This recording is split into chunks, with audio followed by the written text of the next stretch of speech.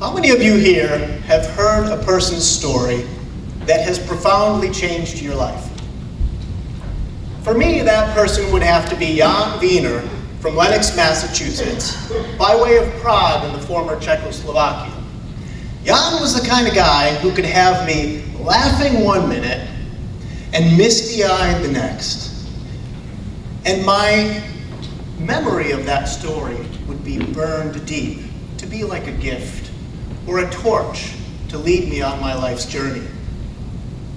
Mr. Contest Master, friends, fellow Toastmasters, Jan and I were outdoor sports guides leading hikes and canoe trips at the world-famous Canyon Ranch Health Spa in the Berkshires. I was a naive high school student, and Jan was in his mid-70s. He looked a little bit like a small-statured, retired Marlboro man. He had silvery gray hair, weathered skin, and a white mustache waxed just right. Despite his aging constitution, Jan had a kind of regal air about him that was often misinterpreted as arrogance. There was one day where he insisted on leading the hike. The problem was, he didn't know where to go. There he was with 14 guests behind him at a trailhead. He'd scratch his head down this trail. He'd look down this trail and scratch his head, turn back and say, "Let's see where this trail takes us, shall we?" There were times he would get lost, and he just managed to get away with it. One day, we were driving to the trailhead in a 14-passenger van with Rhea Perlman and Danny DeVito. He was driving the van, and he looked in the rearview mirror and he said, "No hanky-panky back there, you two."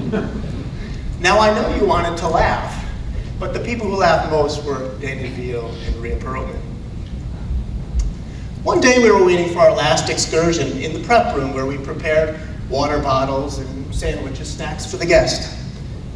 And I turned to Jan and I said, "I am so bored." He tilted his head, cocked an eyebrow, and he said, "You're bored? Boredom is for the ignorant." Did he just call me ignorant? I listened anyway.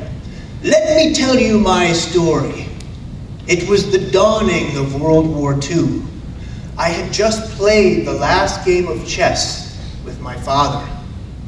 He swept the pieces off the board and he said to me, 'Janko, tonight I will kill myself. The Nazis are invading and they are coming. They will bring us to camps. The only way we can end this, our way, is to take our lives. What will you do?' Jan gazed out the window at the beautiful cornfields and described to me that he turned to his father and said, 'Father, I choose to live.' After many hours of their goodbyes, and as his father's poison bottle rolled from his fingertips to the floor, Jan turned and grabbed a shotgun hanging on the wall and jumped out the back window to escape the Nazis. Not long into his trip, he was captured making his way to southern Italy, captured by the Italians and imprisoned. He had a choice: be returned to the Nazis or stay in prison. Was I bored? He asked me. No, I chose to live. E allora, adesso io posso parlare italiano. Now I speak Italian. Not only did he learn Italian, he befriended his captors. While his entire family was taken away, including his mother, to concentration camps, he was able to escape to unoccupied France, where he eventually made it to Great Britain and learned to fly planes for the British Royal Air Force. Loaded with explosives, he went to Germany to settle the score and help to end World War II. Not long had the dust cleared in Prague when the tanks rattled in again. This time not from Nazi Germany, but from communist Russia. Again, living to his convictions and living to what he thought was right, he spent the next 5.5 years in a forced labor camp. And again came the question, was I bored? No, I chose to live. And now I am strong from busting rocks, and I speak Russian. Now that you've heard my story, Davide, are you still bored? Żyjesz jedną jedno, my friend, he said in Czech. You only live once. Choose to live every moment of your life. It is a gift. Let me just say that was the last time I was ever bored. In fact, the sunsets have been a little bit more beautiful and the caress of loved ones a little more heartfelt. So let me ask you, where do you stand in all this journey that is your life? Do you allow the time to tick, tick, tick by?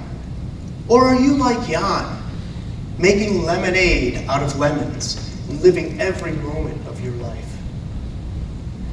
Well, as a Toastmaster, among Toastmasters, I think it only right that I end with a toast. To my friend, Jan, thank you for the gift and the torch to see my life. And to you, my fellow Toastmasters, żyjesz jedną jedno. You only live once. May you continue to thirst, my friends, to live your life. Mr. Contest.